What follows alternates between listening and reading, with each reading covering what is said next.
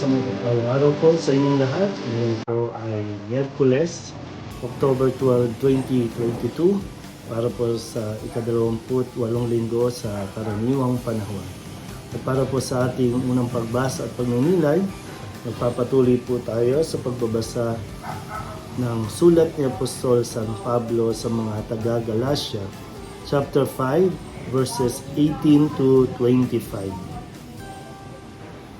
Mga kapatid, kung kayo'y pinapatnubayan ng Espiritu, wala na kayo sa ilalim ng kautusan.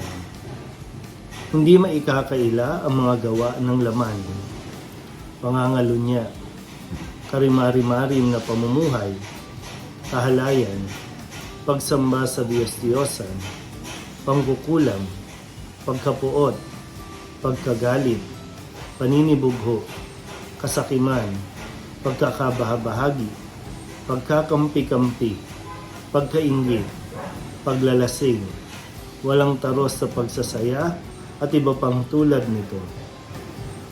Binabalaan ko kayo tulad noong una, hindi tatanggapin sa kaharian ng Diyos ang gumagawa ng gayong mga bagay. Subalit ang bunga ng Espiritu ay pag-ibig, kagalakan, kapayapaan, katyagaan, kabaitan, kabutihan, katapatan, kainahunan at pagpipigil sa sarili. Walang utos laban sa ganitong mga bagay. At pinatay na ng mga nakipag-isa kay Kristo Jesus ang likas nilang pagkatao, kasama ang masasamang pita nito. Ang Espiritu ang nagbibigay buhay sa atin, kaya ito rin ang dapat maghari sa ating mga buhay. Ang salita ng Diyos.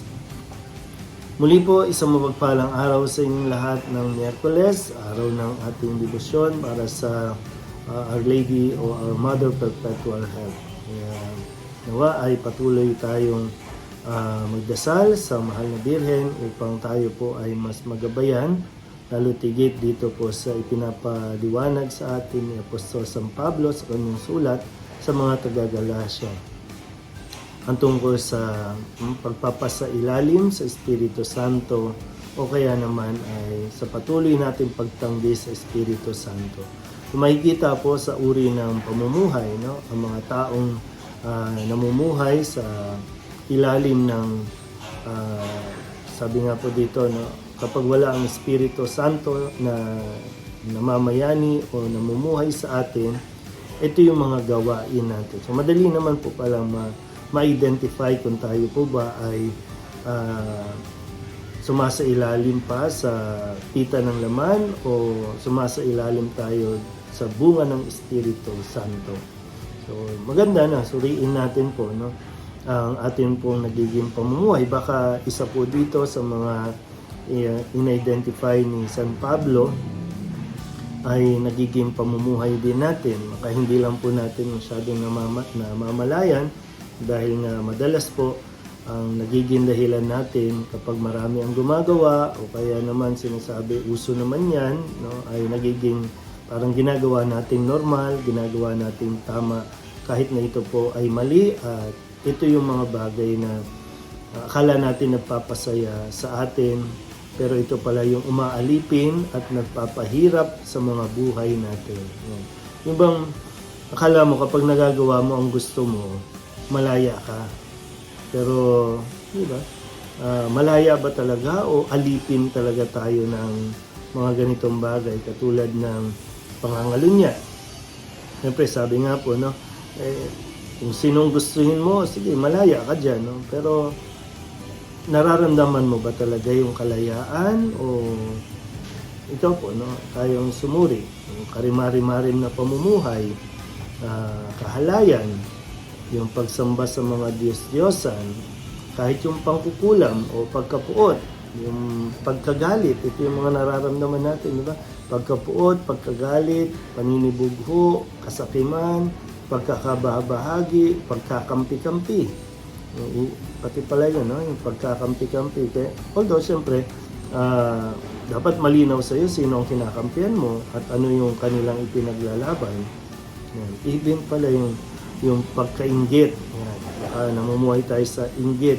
Kaya marami yung nagkakaroon ng depression, anxieties, no? Suriin mo, baka ang pinanggagalingan lang nito ay yung inggit sa kung ano meron ang iba.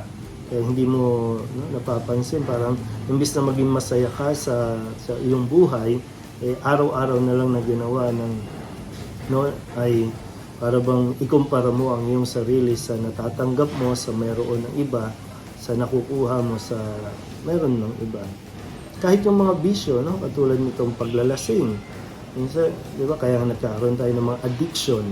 Yan. So pag ang isang tao nagkakaroon ng addiction, hindi lang basta sa droga, maging sa ilang mga gawain at damdamin, ibig sabihin na kumbaga namumuhay pa tayo ayon sa laman, di ba? Kasi pag yung addiction na, yung gusto mo lagi mong ginagawa yung bisyo, so alipin talaga tayo ng bisyo.